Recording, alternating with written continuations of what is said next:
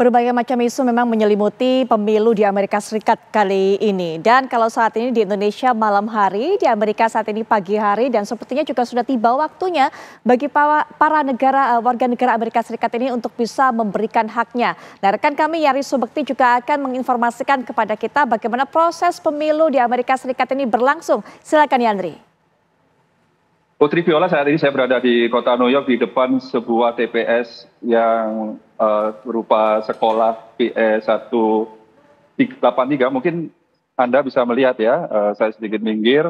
Ini adalah situasi di pintu masuk. Seperti Anda saksikan, antusias di warga di kota ini sangat luar biasa sekali. Padahal hari ini yang merupakan pemilu utama seluruh Amerika Serikat, namun di kota ini sudah sejak 9 hari yang lalu, panitia pemilihan umumnya sudah membuka TPS serupa selama 9 hari. Dan ini juga diantusiasi oleh warganya. Sehingga saat ini dari informasi yang kami peroleh ada sekitar 1 juta lebih warga kota ini yang sudah memberikan hak suaranya. Dan seperti di Indonesia, di Amerika Serikat ini, meskipun tata cara, undang-undang maupun teknis pelaksanaan pemilunya ini sepenuhnya diatur atau wewenang oleh negara bagian, bukan pemerintah pusat atau federal. Namun tahun ini pemilu yang juga selain memilih presiden, juga anggota Kongres dan pejabat lokal, pejabat negara bagian, ini mendapat respon yang luar biasa sekali. Dan dari hingga saat ini diinformasikan lebih dari 7,9 juta 79,1 juta warga Amerika Serikat sudah memberikan suara, hampir separuh lebih. Dan hari ini sisanya mereka bisa langsung mendatangi TPS. Saya akan bercerita, Putri Viola, bagaimana teknis pelaksanaan atau kondisi di TPS. Seperti yang Anda saksikan, banyak sekali informasi-informasi seperti ini menunjukkan ini adalah TPS. Kemudian tempatnya juga ramah buat mereka yang memiliki cacat fisik, dan juga ini ada informasi mereka yang memutuskan untuk memilih memasukkan surat-suara melalui balot ataupun kotak suara, mereka bisa langsung.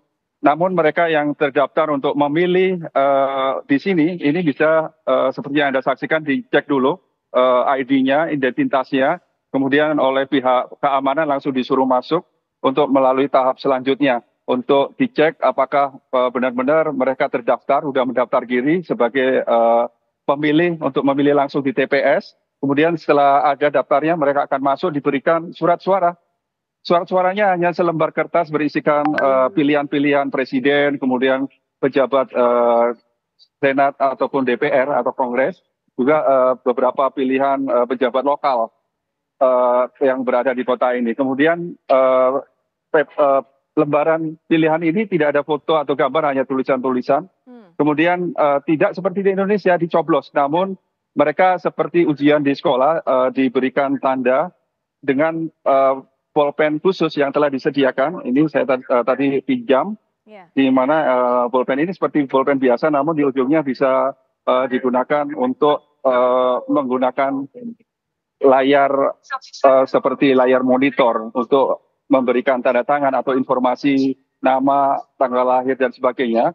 Kemudian mereka akan diberikan pengaman ataupun semacam folder map untuk melindungi dokumen isian pilihan suara tersebut, dan mereka akan menuju ke bilik suara. Bilik suara ini terbuka, tidak seperti di Indonesia, namun terbuka, hanya tertutup hanya hingga muka dari pemilih, sehingga orang lain tidak bisa melihat apa pilihan dari pemilih. Kemudian pemilih akan segera memberikan tanda di dalam formulirnya siapa yang dipilih, dan setelah mereka memberikan pilihan, formulir tersebut dilipat, dimasukkan ke folder atau map, kemudian mereka membawa ke tempat atau alat khusus, di mana di situ nanti pilihan formulir ini akan di-scan, dimasukkan data melalui komputer secara langsung, dan juga kemudian formulir aslinya ini nanti akan dimasukkan ke dalam kotak khusus sebagai data ganda,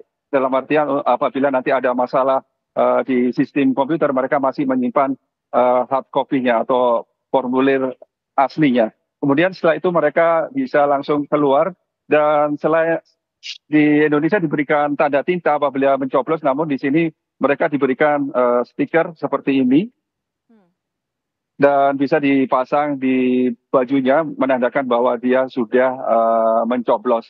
Itu adalah gambaran dari bagaimana teknis pelaksanaan pilihan umum di antaranya adalah Pilpres di Amerika Serikat, khususnya di lokasi tempat saya mengabarkan, yaitu di kota New York City. Untuk TPS hari ini sudah dibuka pukul 6 tadi pagi hingga nanti pukul 9 malam, dan setelah itu mereka akan mengadakan atau proses penghitungan mungkin bisa mulai dipantau. Dan biasanya karena sistem pemilu presiden di Amerika Serikat ini berbeda dengan di Indonesia berdasarkan jumlah electoral vote, di mana apabila di satu negara bagian mereka jumlah pemilihnya 50% lebih untuk salah satu kandidat, maka di negara bagian tersebut sudah bisa dipastikan siapa yang memenangkan presiden di saat itu. Dan jumlah electoral college, di mana jumlah electoral college ini berbeda di setiap negara, ini nantinya akan dikumpulkan,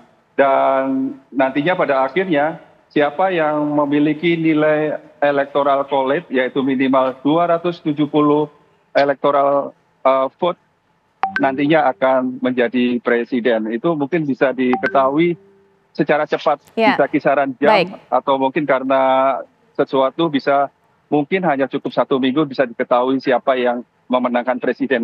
Namun nantinya tentunya secara ofisial, secara resmi akan diumumkan bulan depan atau mungkin bahkan Januari.